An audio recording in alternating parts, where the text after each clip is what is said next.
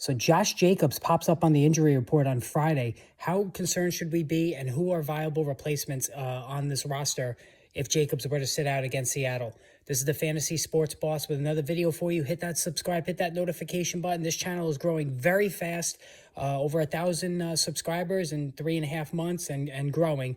So make sure you hit that subscribe and notification button. Sunday, all day, instant injury analysis when players go down, plus the live stream Sunday evening around 7:30 Eastern time. Now, Friday injury reports are always important. They're key because if players miss practice on a Friday, that generally means they're 50-50 at best, probably even 40-60 to wind up playing in the subsequent game.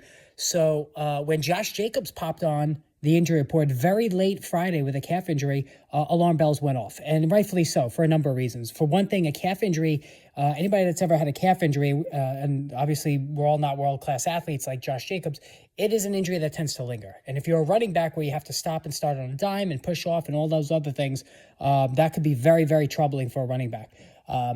Second is that given the late afternoon start time for this game, it's going to cut down on viable replacements. So that too is concerning. And also the weather. There's going to be a lot of rain in Seattle for this game. So an off-field could lead to further trouble for Jacobs. A high probability of re-injury or aggravation given the slick surface as well. So these are all factors we have to take into account. Now, who on the Raiders is a viable replacement? Honestly, it's not great. So Amir Abdullah has mostly played a third down pass receiving role, and I think that's what he would continue to be if Jacobs were to sit out. Zamir White is more interesting in terms of the rushing side of things. You know, he was drafted by this coaching staff, so there is intrigue there. The other thing you have to think about is Josh Jacobs, for as good as he's been this season, the Raiders did not pick up his fifth-year option. They exposed him in the Hall of Fame game. Not positive signs for him long-term with this franchise.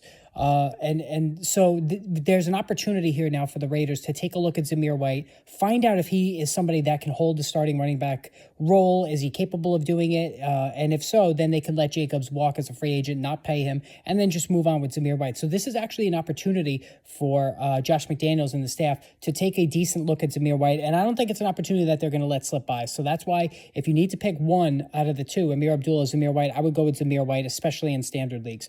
All right, so I'm going to keep track of this tomorrow. Hopefully we'll get some sort of clarity before the game, even before the 1 o'clock game, so you can adjust. Hit the subscribe, hit the notification button. We will talk to you soon.